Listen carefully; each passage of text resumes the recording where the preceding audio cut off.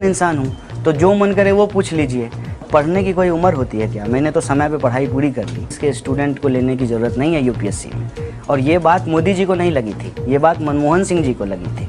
हम कह रहे हैं कि हम लोग जिम्मेदारी से बोलने की कोशिश करते हैं, लेकिन हम आपके सामने बैठे हुए हैं, यहाँ आपने पोस्टर लगाया है तो इसमें आप पाकिस्तान का नक्शा तो लगा ही सकते हैं ना। आपके लिए बाएं हाथ का काम है तो लगा दीजिएगा, हम क्या कर लेंगे, आपका क्या बिगाड़ लेंगे, बाद में नहीं देख लेंगे। सवाल ये है कि वहाँ पे सवाल का ही हम जवाब दे रहे हैं। वही वो आप यहाँ पे घोषणा नहीं हुई थी, आपका कहना है। एक गुट का कहना है कि वहाँ पे घोषणा हुई थी घोषणा, मान लीजिए तो आरोप पत्र क्यों नहीं है? ये सवाल हमसे पूछेगा कि दिल्ली पुलिस से पूछे। आज के समय में बोलना ही क्रांतिकारिता है, और आप पत्रकार हैं तो आप ये बात बहुत अच्छे से समझ रहे होंगे। तो हमारे लिए बोलना आसान है। मैं आपके टीवी चैनल में बैठ करके बोल रहा हूँ, मन होगा तो एडिट कर दीजिएगा, लेकिन हम बोल रहे हैं। बोलना इतना आसान। सर बहुत ईमानदारी से आपको बताते हैं, हम लोग जहाँ पैदा हुए हैं और जहाँ से अपनी ज़िंदगी की शुरुआत की है, लाइफ को प्लान नहीं कर सकते हैं। लाइफ जो परिस्थिति पैदा करती है उससे सिर्फ जूझ सकते हैं, क्योंकि हर मोड़ पे ये लड़ाई है। मान लीजिए झोला लेके घर से निकले हैं और स्टेशन पे रिजर्वेशन कराया है, अपनी सीट पे जा कर के बैठने का सोच रहे हैं, पहले से 10 आदमी वहाँ बैठा हुआ है और आप कुछ नहीं कर सकते, आप उन्हीं के साथ बैठ करके आपको आना पड़ेगा। तो ट्रेन से जो यात्रा शुरू होती है वो फिर जो है दिल्ली स्टेशन पे जब आप बाहर निकलेंगे तो कोई आएगा और तिरंगा जैसा एक स्टिकर लगा करके 10 रुपये आपसे वसूली कर लेगा, मांगेगा नहीं, आपका वसूली कर लेगा। फिर ऑटो वाला जो है किराए में आपको ठग लेगा, देख के ही आप लगेंगे कि आप बिहार से आए हैं, तो 100 की जगह इससे 200 वसूल लो, वो हो जाएगा। फिर आप जब जाएंगे किराएदार के तौर पे एक मकान मालिक के पास, तो वो आपसे फिर उसी नज़र में देखेगा, कहाँ से आए हो? बिहार से आए हो, चलो उधर जाओ, उधर खड़ा रहो।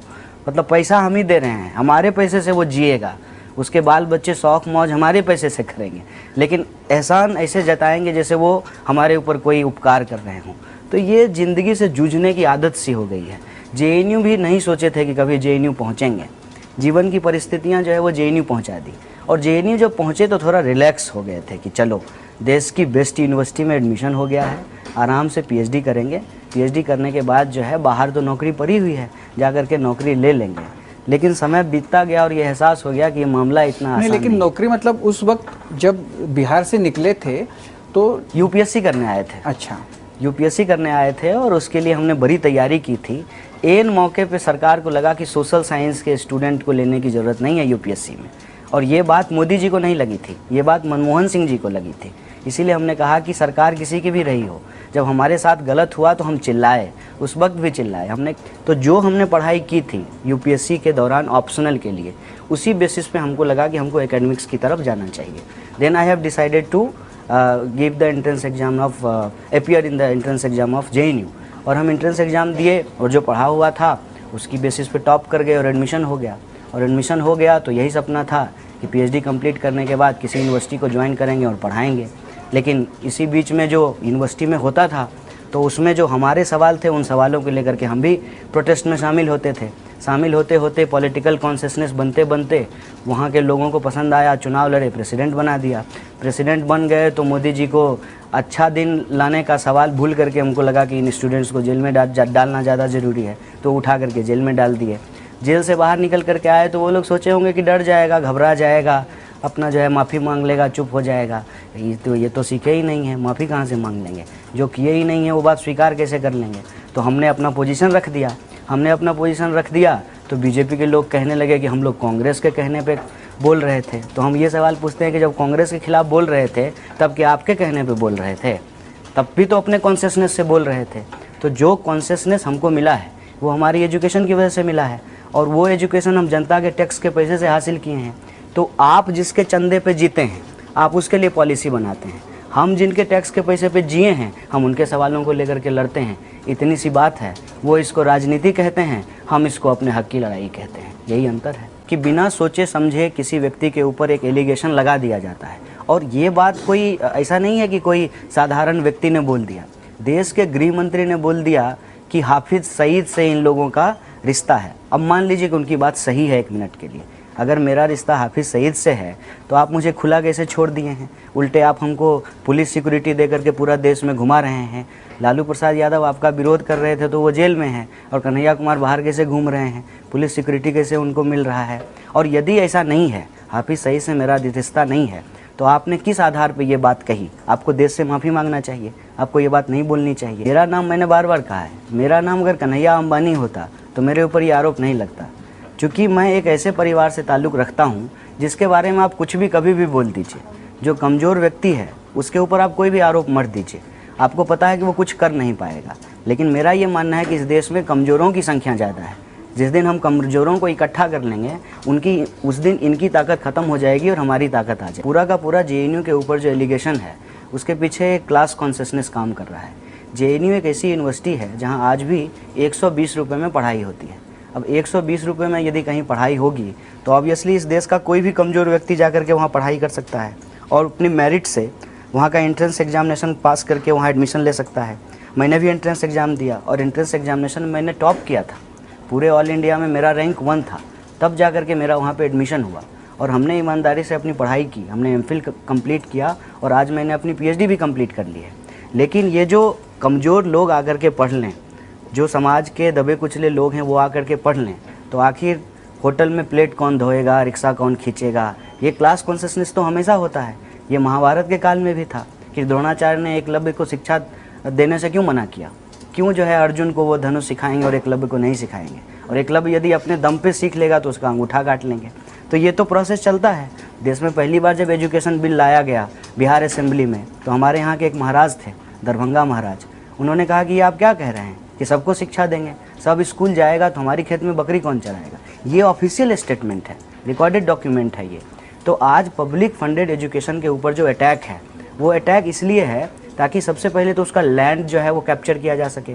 अब दिल्ली जैसे शहर में 1000 एकड़ की ज़मीन है जेएनयू के पास, वहाँ पे मॉल बनेगा, वहाँ पे होटल बनेगा, यूनिवर्सिटी होने की क्या ज़रूरत है? लेकिन ऐसा लगता है कि जेएनयू का जो मतलब जो स्टेटस है, जेएनयू की जो एक वहाँ की हैसियत है, तो उसको कम करके इस तरह का वहाँ कुछ होगा? वो कम कर नहीं पाते हैं ना। अब इतना वो जो है 1 साल बदनाम किए कि जेएनयू ख़राब जगह है, ख़राब जगह है, और फिर उसी साल जो है जेएनयू को बेस्ट यूनिवर्सिटी का राष्ट्रपति पुरस्कार मिल गया। हम क्या प्रोड्यूस कर रहे हैं उससे हमारी पहचान है। हम अच्छा रिसर्च प्रोड्यूस कर रहे हैं, हमारे यहाँ से लोग IAS IPS बन रहे हैं, अच्छे एकेडमिशियन बन रहे हैं, अच्छे पॉलिटिशियन भी बन रहे हैं। इनको भी बोलने में जो है अब शर्म आ रही है कि इनकी जो रक्षा मंत्री हैं वो जेएनयू की प्रोडक्ट हैं, वहाँ से पढ़ करके आई हैं। जो अलग अलग राज्य के, गुजरात के चीफ सेक्रेटरी वो जेएनयू से हैं, जहाँ आपका गुजरात मॉडल ये बोल रहे हैं। तो ये किसी यूनिवर्सिटी का जो विरासत है, जिसने उसका जो कंट्रीब्यूशन है सोसाइटी में, उसको इस तरीके से वो नज़रअंदाज नहीं कर सकते हैं। मैंने पीएचडी बिल्कुल अपने समय पे ख़त्म की है। हर किसी को पीएचडी करने में इतना ही समय लगता है। उल्टे यूरोप में और अमेरिका में पीएचडी करने में लोग 7 साल लगाते हैं, हमने 5 साल में अपनी पीएचडी ख़त्म की है। और जो सवाल पूछ रहे हैं उनके सवाल का स्वागत करते हुए मैं उनको एक और सवाल देता हूँ कि मैंने 30 साल में पीएचडी कर ली, मोदी जी 35 साल में एमए किए, उस पर को लोग सवाल क्यों नहीं पूछते हैं? तो चूँकि मैं एक साधारण इंसान हूँ तो जो मन करे वो पूछ लीजिए, लेकिन जिससे सवाल पूछना चाहिए उससे आप घबरा रहे हैं, उससे आप सवाल पूछ नहीं रहे हैं, क्योंकि उससे सवाल पूछेंगे तो आपको नौकरी से निकाल दिया जाएगा, आपके ऊपर हमला हो जाएगा, गौरी लंकेश की तरह आपकी हत्या हो जाएगी, डॉक्टर दाभोलकर की तरह आपकी हत्या हो जाएगी। तो कमज़ोर आदमी से तो कोई भी सवाल पूछ लेगा, लेकिन सवाल पूछने की हिम्मत वहाँ दिखानी चाहिए ना, जब सामने में कोई ताकतवर इंसान हो। वहाँ तो कोई सवाल पूछ नहीं रहा है। देश बहुत मज़ेदार है सर। इस देश में जो है लोग गांधी की बुराई करते हैं, हम कन्हैया कुमार क्या है उसके सामने में? हम तो कुछ भी नहीं हैं। हिस्ट्री जज करेगा आपको कि आप क्या किए हैं। अब हमारे यहाँ देख लीजिए, लालू प्रसाद यादव जी के बारे में बहुत कुछ बोला गया, लेकिन आज हिस्ट्री जज कर रहा है ना कि क्यों वो जेल में है। वो यदि तालमेल कर लेते बीजेपी से तो बहुत अच्छा आदमी होते। वो आडवाणी की रथ नहीं रोकते तो वो बहुत अच्छा आदमी होते। और वो जो है डेवलपमेंट नहीं किए, कोट एंड कोट, पुल के नीचे लाइट नहीं लगाई, तो जो है बिहार को पीछे लेकर के चले गए। लेकिन बिहार के जो बहुजन लोग हैं उनको जो उन्होंने स्वर दिया, ये बात अब उनको पता चल रही है ना। मछली को पानी की कीमत तब पता चलती है जब मछली पानी से बाहर आता है, तब उसको पता चलता है कि पानी क्या होता है। स्टूडेंट मूवमेंट के भीतर आइडियोलॉजिकल डिफरेंसेज होना एक बात है, लेकिन स्टूडेंट मूवमेंट को ही अटैक करना, मैं समझता हूँ ये तो एक बहुत ही दूसरे दिशा में बात को ले जाने वाली बात है। इसलिए मैं इस पे ना दुखी होता हूँ, ना मैं इस पे जो है अपनी कोई बात रखता हूँ, ना डिफेंस में कुछ बोलता हूँ। मुझे बस एक ही बात का भरोसा है कि जो मैं कर रहा हूँ, अगर मैं सही कर रहा हूँ तो हिस्ट्री जो है हमको सही साबित करेगी, अगर मैं गलत कर रहा हूँ तो हिस्ट्री हमको जो है गलत साबित करेगी। ये तो क्या है सर कि जब माँ के पेट में होते हैं तभी आपके साथ शुरू हो जाती है किसको पोलियो का टीका मिलेगा और किसको नहीं मिलेगा, ये तो सरकार ही निर्धारित करती है ना। अगर सबके लिए फ्री पोलियो का टीका नहीं होता तो आज गरीब लोगों के जो मतलब गरीब लोग हैं उनकी बीबी को या उनको टीका नहीं मिलता और उनका बच्चा पोलियोग्रस्त पैदा होता, तो आपके पैदा होने से पहले राजनीति आपके साथ शुरू हो जाती है। फ़र्क यही हुआ है कि अब हम राजनीति समझने लगे हैं कि हमारे साथ कैसे राजनीति होती है। अब एक एग्जाम्पल आपको बता देते हैं, इसको समझिएगा, फिर मैं आपके वर्जन 1 और वर्जन 2 के सवाल पे आऊँगा। कि मेरे घर में 16 लोग जो है एक्सटेंडेड फैमिली में वो आर्मी की नौकरी करते हैं और हमारे ऊपर क्या आरोप है कि हम आर्मी के ख़िलाफ़ बोलते हैं। रियलिटी क्या है कि आर्मी के एक जवान ने, बीएसएफ के एक जवान ने कहा कि दाल में सिर्फ पानी ही पानी है और जो है नारायण की तरह जो है दाल ढूंढते हैं, ऐसे करके खोजते हैं तो दाना मिलता है। वो आज जो है नौकरी में नहीं है, उनको नौकरी से निकाल दिया गया। ये है रियलिटी। जितने भी वीरता पुरस्कार पाने वाले लोग थे उनके बच्चों के लिए एजुकेशन का स्पेशल फंड होता था जिसको घटा दिया गया है। परमवीर चक, शौर्य चक, ये सारे अवार्डी जो है उनके बच्चों के एजुकेशन का बजट कम कर दिया गया है। सेमथ पे कमीशन लागू होने के बाद आर्मी के जवान हैं उनका वेतन बढ़ा नहीं है, उनका वेतन घट गया है, क्योंकि जो इनकम स्लैब है वो इनकम स्लैब नहीं बढ़ाने की वजह से क्या हुआ है कि उनको इनकम टैक्स ज़्यादा देना पड़ रहा है, नतीजा उनको पेमेंट कट करके मिल रहा है। ये उनकी रियलिटी है। जो शहीद हैं उनकी फैमिली का कोई रिहेबिलिटेशन नहीं है। मेरे एक भाई साहब इंसर्जेंसी में शहीद हुए, मैं जानता हूँ कि मेरी भाभी के साथ क्या हो रहा है, मेरे भतीजे के साथ क्या हो रहा है। तो ये हमारी रियलिटी, हम जानते हैं कि मेरे पिताजी किसानी कर रहे हैं और इस देश में 12,000 किसान आत्महत्या कर रहे हैं और जो किसानों को बीमा देने वाली कंपनी है उसको 10,000 करोड़ का मुनाफा हो रहा है और किसान के बच्चे जो हैं वो सीमा पे शहीद हो रहे हैं और मोदी जी कह रहे हैं कि नोटबंदी करने के बाद आतंकवाद ख़त्म हो गया। तो ये अब हम समझते हैं और ये हम पहले से ही समझने लगे थे, ऐसा नहीं कि सिर्फ अब समझे हैं। अलग अलग समय में जब समझ रहे थे तो अपनी कैपेसिटी में उसका विरोध कर रहे थे। अब इसमें जो है एक आपको अलग तरीके का माहौल इसलिए दिखेगा कि 9 फरवरी के वक्त जेएनयू को एक मीडिया अटेंशन मिला, फिर वो पूरा का पूरा एपिसोड चला। खाली वक्त था ना सर, सपोज कीजिए कि देश में उस वक्त चुनाव हो रहा होता तो आप कवर करने के लिए जाते, खाली स्लॉट था, मीडिया भी क्या करती, कुछ मसालेदार मिल गया था, अब कवर कर लिया। अब बोला कि इसमें क्या है, कुछ भी दिखा दो, क्या कर लेगा। अंबानी थोड़ी है कि हमारा जो है पैसा रोक देगा या जो है हमारे सीनियर जो है एडिटर को निकलवा देगा, ऐसा तो है नहीं। कन्हैया कुमार क्या कर लेगा, हम मतलब 10 आदमी लेकर ज़्यादा से ज़्यादा आपके ऑफिस के सामने प्रोटेस्ट कर लेंगे, आपका ऐड थोड़ी बंद कर देंगे, सरकार थोड़ी हैं हम, वो तो अमित शाह बंद कर देंगे, ये उनके हाथ में है।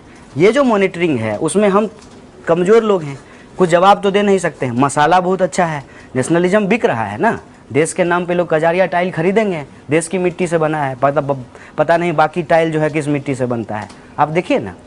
तो ये जो मार्केटिंग हुई है रिलीजन का, आर्मी का, नेशनलिज्म का, इसमें सरकार में जो बैठे हुए लोग हैं उनको फ़ायदा है। और इसको लेकर के अगर कोई पंचिंग बैग मिल जाए कन्हैया कुमार टाइप से जो लाल सलाम बोलता है तो कन्हैया कुमार को जेल में भी डालेंगे, इसकी आइडियोलॉजी को क्रिमिनलाइज भी करेंगे और पूरे देश के भीतर जो भी बोलेगा उसको एक लाइन बोल देंगे कि ये अर्बन नक्सल है। तो ये वर्जन दरअसल मेरा नहीं है सर, ये वर्जन उनका है। 2014 के चुनाव प्रचार के दौरान का वर्जन जिसमें मोदी जी इलेक्शन कैंपेन कर रहे थे, वादे कर रहे थे, और 2014 के बाद का वर्जन जिसमें उन्होंने कहा कि जो वादा किया वो जुमला था, वादा किया था अच्छा दिन लाने का और क्रेडिट ले रहे हैं एलईडी बल्ब लगाने का। तो ये आपको देखना पड़ेगा ना कि 4 महीने पहले जो कंपनी बनी है उसको राफेल का डील कैसे मिल गया। वर्जन हमारा नहीं बदला है सर, वर्जन हमारा वही है। हम लोग जो हैं बहुत साधारण लोग हैं सर। मेरे नाना जी जो हैं वो स्वतंत्रता सेनानी रहे हैं, मेरे एक्सटेंडेड फैमिली में लोग स्वतंत्रता सेनानी रहे हैं। हमारे गांव को जो है बिहार का बारदोली कहा जाता है। 1942 में हमारे गांव के बहुत सारे लोग जेल गए थे और रेल जो ब्रिटिशर्स के द्वारा रेल की पटरी लगाई गई थी उसको उखाड़ दिया था। बिहार के स्वतंत्रता आंदोलन के इतिहास में हमारी फैमिली का नाम है। तो हम शुरू से ही भारत माता की जय बोलते रहे हैं। लेकिन ये जब नेशनलिज्म का खेल खेला गया, नेशनलिज्म के नाम पे जो खेल खेला गया उसको समझ गए कि अच्छा हम भारत माता की जय बोलेंगे, ये हमारी इच्छा है, हम बोलेंगे, लेकिन हम भारत माता की जय नहीं बोलते हैं, ये प्रोपगेंडा करके आप नाथूराम गोडसे की जय बोलेंगे, ये समझ में आया। और आप जो है राम का नाम लेकर के नाथूराम का मंदिर बना देंगे, ये हमको समझ में आया। जय श्री राम बोल करके हे राम को बोलने वाले को गोली मार देंगे, ये हमको समझ में आया। तो हमने उसको अपने तरीके से काउंटर किया है। जहाँ तक सवाल में ये है कि आपने उस नारे का विरोध नहीं किया, मैं हमेशा से कह रहा हूँ कि मैं उस नारे का खिलाफ था। एक पर्चा बतौर प्रेसिडेंट हमने निकाला था जिसमें स्टूडेंट यूनियन की तरफ से उन नारों को क्रिटिसाइज किया था। संबित जी जो है, आप उसी प्रवक्ता का नाम ले रहे हैं, वही सबसे खाली हैं, रोज़ शाम को मिल जाते हैं। वो जो है पेपर दिखाते हैं, वो पेपर जो उनके फेवर में हो, या वो हिस्सा वो पढ़ करके सुनाते हैं जो उनके फेवर में हो। अभी जो कोर्ट से हमको एक्यूटल मिला है वो पेपर दिखाते हैं, वो पेपर दिखाते हैं कि हमने जो पर्चा निकाला था कि नहीं, ये जो अगर नारेबाजी हुई है तो वो नारेबाजी जो है वो गलत हुई है, वो पेपर कभी दिखाते हैं? हमारे जैसे जो लोग हैं, जो मेन लैंड से आते हैं, मेन स्ट्रीम जो पॉलिटिकल इशूज़ है उसके साथ जुड़े हुए हैं। मान लीजिए मैं कम्युनिस्ट पार्टी ऑफ इंडिया का मेंबर हूँ, तो कम्युनिस्ट पार्टी ऑफ इंडिया एक राष्ट्रीय पार्टी है ना। एक राष्ट्रीय पार्टी को आप इंटरनेशनल कह रहे हैं, तो फिर वो राष्ट्रीय पार्टी कैसे है? चुनाव आयोग ने जो है उसको राष्ट्रीय पार्टी होने का दर्जा क्यों दिया है? कुल 7 ही राष्ट्रीय पार्टी है ना इस देश में, उसमें से कम्युनिस्ट पार्टी ऑफ इंडिया है। तो ये जो प्रोपेगेंडा है, उस प्रोपेगेंडा को हम बहुत अच्छे से समझते हैं कि नारेबाजी का बहाना करके कुछ ऐसा जो है रचा जाए ताकि हमारे असली सवाल को डाइवर्ट कर दिया जाए। उस दौरान हमारे लिए ये अफजल गुरु और नारेबाजी ये इम्पोर्टेंट नहीं था। उस दौरान हम लोग आंदोलन में थे कि जो पीएचडी स्कॉलर का फेलोशिप बंद किया गया है उसको न सिर्फ चालू किया जाए, उसको बढ़ाया जाए। साथ ही साथ रोहित वेमुला का जो इंसिडेंट हुआ था, तो justice for Rohit Vemula movement हम लोग चला रहे थे। सवाल हमारा ये था, नारेबाजी का बहाना करके उसको कहीं और डाइवर्ट करके पहुंचा दिया। आप जो बोल रहे हैं वो ठीक है कि जो पॉलिटिकल पार्टीज़ है, जो सरकार में है पार्टीज़, वो प्रोपेगेंडा कर रहे हैं, लेकिन जो स्टूडेंट मूवमेंट से अब बाहर आ रहे हैं, जैसे आप है, शैला रशीद जैसे लोग हैं, आपको नहीं लगता कि ये जो आप जैसे अब जो नेता बनने जा रहे हैं वो लोग थोड़ा जिम्मेदारी से कम बात करते हैं? कुछ भी स्टेटमेंट मार दिया, आपका आर्मी वाला स्टेटमेंट हो, उनका गडकरी जी वाला स्टेटमेंट हो, और थोड़ा जिम्मेदारी से बात करना चाहिए, क्योंकि स्टूडेंट्स आपके तरफ देखते हैं।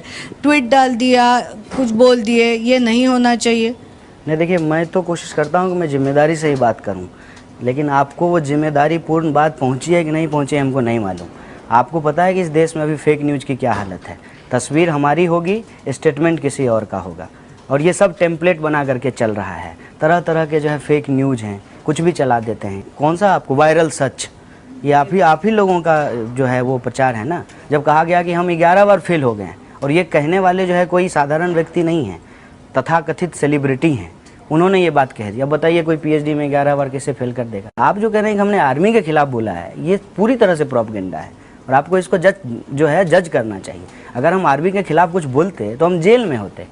ऐसा नहीं है कि कोई किसी के खिलाफ कुछ बोल देगा और उस पर जो है कानून का राज नहीं है, उस पर कानून की कार्रवाई नहीं होगी। आउट ऑफ कॉन्टेक्स्ट अगर आप किसी चीज़ को निकाल लेंगे तो वो तो फिर सुनने में अजीब लगेगा ही। आगे पीछे का लाइन जो है वो फोटोशॉप पे एडिट कर दीजिए, पता नहीं किस पे एडिट करते हैं हमको नहीं पता, लेकिन होगा कुछ एडिट करने वाला ना। आगे पीछे का हटा करके बीच का दिखा दीजिए तो उसका पूरा अर्थ ही बदल जाएगा। बेसिकली उसमें ये है कि महिला दिवस के दिन पूरी दुनिया में जो महिलाओं की स्थिति थी उस पर हम चर्चा कर रहे थे, और उस पर हमने बताया कि अगर हम पुरुष हैं तो मान लीजिए कास्ट वायलेंस होता है तो मेरे ऊपर 1 लेयर का वायलेंस होगा, आएगा और हमारी हत्या करके चला जाएगा। लेकिन अगर हम महिला हैं तो मारने से पहले हमारे साथ बलात्कार होगा, तो हमारे साथ 2 बार वायलेंस होगा ना। उस कॉन्टेक्स्ट में हमने कहा कि रुवांडा में, जो अफ्रीका का एक देश है, 1 लाख महिलाओं के साथ एक साथ बलात्कार किया गया। ये क्यों किया गया? आखिर हमको अगर चिढ़ाना हो तो मेरी माँ की गाली क्यों दी जाती है? ताकि क्रिमिनलाइज किया जा सके, टेरराइज किया जा सके। और उसमें हमने कहा कि सिक्योरिटी फोर्सेज के ऊपर भी महिलाओं के साथ अत्याचार करने का आरोप है, और ये हम नहीं बोल रहे हैं, ऐसा नहीं हम बोल रहे हैं, ये सुप्रीम कोर्ट कह रही है। सुप्रीम कोर्ट ने इस पे जो है ह्यूमन राइट कमीशन को डायरेक्शन दिया है। अभी जो है आफ्स्पा को लेकर के जो रिपोर्ट आई है उस पे जो है अभी आया है ना, सब लोग बोल रहे हैं ना कि आफ्स्पा ख़त्म करना चाहिए। इसके 2 व्यूज़ हैं। बहुत सारे एक्स आर्मी ऑफिशियल्स ने कहा कि इससे हमारी आर्मी डिस्करेज हो जाएगी, अब सुप्रीम कोर्ट को ऐसा नहीं करना चाहिए, ये बोल रहे हैं ना। हम कह रहे हैं कि हम लोग जिम्मेदारी से बोलने की कोशिश करते हैं, लेकिन जिनका काम है इस बात को पहुंचाना, वो यदि जिम्मेदारी से नहीं पहुंचाएंगे तो फिर हम क्या कर लेंगे? हम आपके सामने बैठे हुए हैं, यहाँ आपने पोस्टर लगाया है तो इसमें आप पाकिस्तान का नक्शा तो लगा ही सकते हैं ना। आपके लिए बाएं हाथ का काम है तो लगा दीजिएगा, हम क्या कर लेंगे? आपका क्या बिगाड़ लेंगे? जिम्मेदारी से हम हमेशा बोलते हैं, क्योंकि हमारे पास गैर जिम्मेदार होने का ऑप्शन ही नहीं है। ऑप्शन होकर के क्या हम सस्टेन कर पाएंगे? हमारे लिए स्थिति है, ये हमारी स्थिति नहीं है कि हम इसको जी पाएंगे। तो जो लोग गैर जिम्मेदारी से इस काम को पहुंचा रहे हैं लोगों के बीच में गलत तरीके से, उनको आइडेंटिफाई करना जरूरी है। हम लोग एक्चुअली फेक न्यूज के शिकार हैं, लेकिन हमारी लड़ाई सच्ची है। करने का हाल तो आपको पता है, आप बता सकते हो क्या हुआ था उस दिन? देखिए, सबसे नहीं आपको भी पता हो सकता है। नहीं आप तो वहाँ पे थे। मैं बता देता हूँ, मैं सब बात का जवाब दे दूंगा। मैं प्रधानमंत्री थोड़ी है कि आपसे पहले सवाल ले लिए और जवाब बाद में देंगे। आमने सामने आप पूछ रहे हैं, आपसे हम सवाल लिखवा लिए हैं क्या? नहीं है ना, लिखने का सवाल नहीं है। तो आप वहाँ पे थे तो ठीक है, चलिए बोलिए। माझा कट्टा है, बोलिए, ये बोलिए। कोई चौधरी की इंटरव्यू थोड़ी ले रहे ठीक हैं। है, मोदी बोलिए, जी का एक बोलिए। सवाल पहले से पूछ लेंगे। देश में जो हो रहा है उसको समझिए सर। सबसे पहली बात, जब घोषणा हुई मैं वहाँ नहीं था।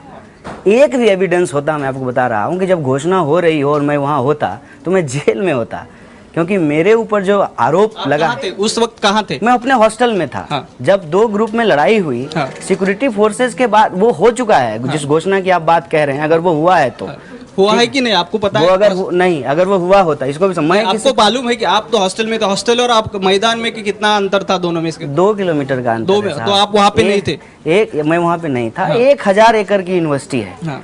मतलब बहुत बड़ा है सर। ठीक है, हाँ। 1000 एकड़ की यूनिवर्सिटी है। मैं 2 किलोमीटर दूर हमारा हॉस्टल है। जब सिक्योरिटी फोर्स ने कहा कि 2 ग्रुप में लड़ाई हो गई, आकर के छुड़ा दीजिए, क्योंकि मैं प्रेसिडेंट था तो मेरे कहने पे शायद लोग झगड़ा नहीं करते, तब मैं वहाँ पहुँचा हूँ। अगर मैं पहले से वहाँ मौजूद होता तो एक बात जान लीजिए, मैं प्रेसिडेंट यदि नहीं भी होता, ये मैं बार बार कह रहा हूँ, एक कॉमन सिटीजन होने के चलते मैं ये घोषणा नहीं होने देता।